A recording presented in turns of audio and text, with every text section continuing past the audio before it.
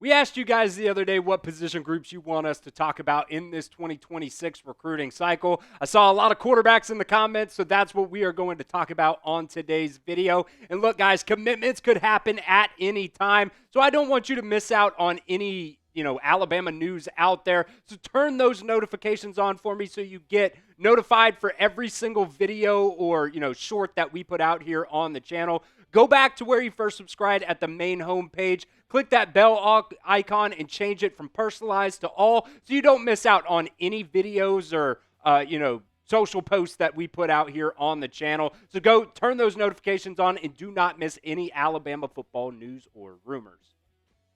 All right, we're talking about the quarterbacks today, so I thought let's just go ahead and start off breaking down the top 10 quarterbacks in this class per the 247 Sports rankings. You have Faizon Brandon. He right now is committed to Tennessee. Alabama, last recruiting cycle, we're trying to get him on campus. They did get him on campus, but he ends up committing to Tennessee. Keisean Henderson, another guy out there who I really do like a lot. He right now is committed to Houston. Alabama made kind of an early push early on, but didn't seem like that ended up going anywhere. Jared Curtis, he is committed to Georgia as the number 3 quarterback in the country. And then the top uncommitted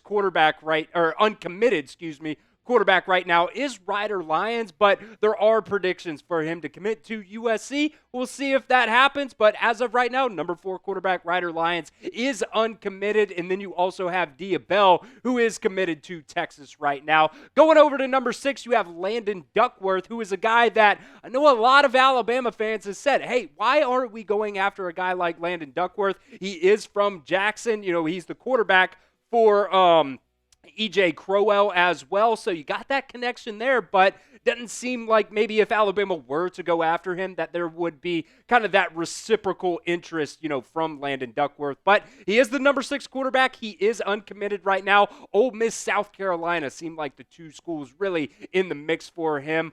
Bo Bentley, just incredible name right there for a quarterback. He's uncommitted as well as the number 7 quarterback in this class. Jake Fetty, I believe is how you pronounce that name as well. He's committed to Arizona State. And then Brady Smeagol, does that seem right to me, Stone? I would assume that's how you pronounce it. Smeagol committing to Michigan. That kind of fits right there, I think, Stone knows how much I hate Michigan here. And then he's the number 9 quarterback, and then you also have Oscar Rios, who is also uncommitted at this time, but it doesn't really seem like Alabama's going to be able to get one of those top 10 quarterbacks at least. You're probably going to have to go after a lower-ranked quarterback in this 2026 recruiting cycle.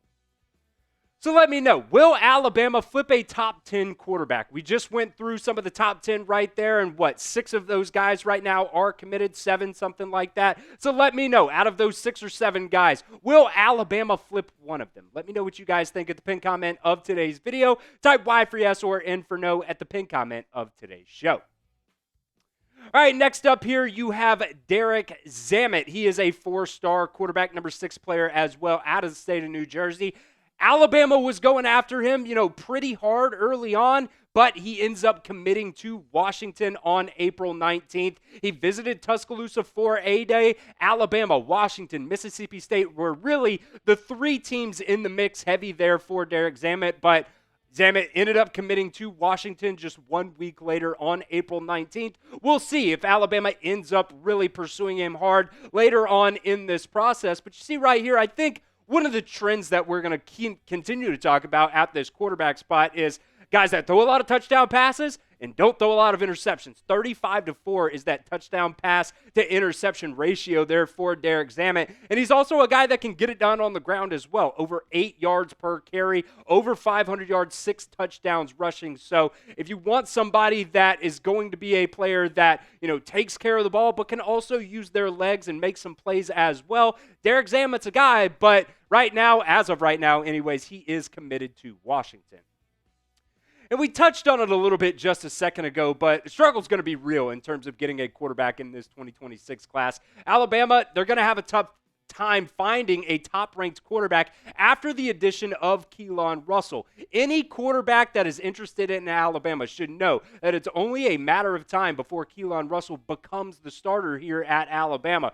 Probably won't be this year. You would hope that Ty Simpson is able to play well, win the job, and then play well enough during the season that he goes off to the 2026 NFL draft. Then you have Austin Mack versus Keelon Russell in a quarterback battle next season. That quarterback battle can be very, very interesting. And if Keelon Russell wins that battle, you would kind of assume anyways that Austin Mack ends up hitting the transfer portal probably anyways the following season in that winter transfer portal window. We'll see if the transfer portal windows stay the same anyways. There's been some conversation about that spring window just getting eliminated altogether. But, Keelon would then have 2 years to be the starter over the next 2 seasons. And if Alabama doesn't land a quarterback in this recruiting cycle, they will probably go after one in the transfer portal, which might be difficult as well, knowing that Keelon Russell is probably going to be the starters for the next 2 seasons.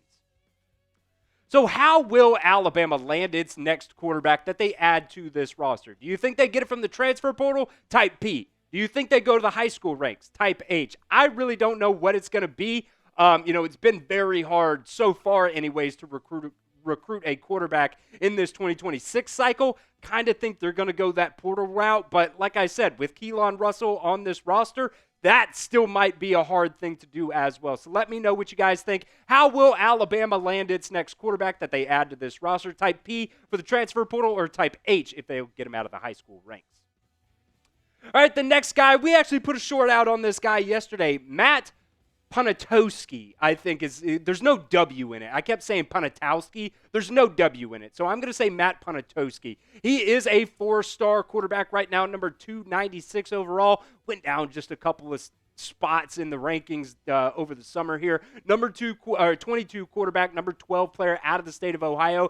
He was the Ohio Gatorade Player of the Year. He's a dual sport athlete, which he wants to play baseball in college as well. We'll see if that becomes an issue. He's a number 16 ranked high school baseball draft prospect per Baseball America, and he's already taken visits for baseball, official visits, to Kentucky, Texas A&M, Arkansas, Georgia Tech, Mississippi State, Duke. All of those teams would allow him probably to play both football and baseball. We've all heard the story about A.J. McCarron coming in, having that conversation with Nick Saban about, hey, it's the springtime, this is the baseball schedule, and Nick Saban was like, hey, if you're going to be the quarterback for Alabama, you're only going to be playing football. You're not going to be playing baseball either. So I don't necessarily know. It is a different coaching staff. We'll see if that makes a difference there. Of note, Nick Sheridan was in Cincinnati on Tuesday. Winton Woods head coach Chad Murphy posted a photo with him. That's kind of how we knew that. He tweeted that photo out.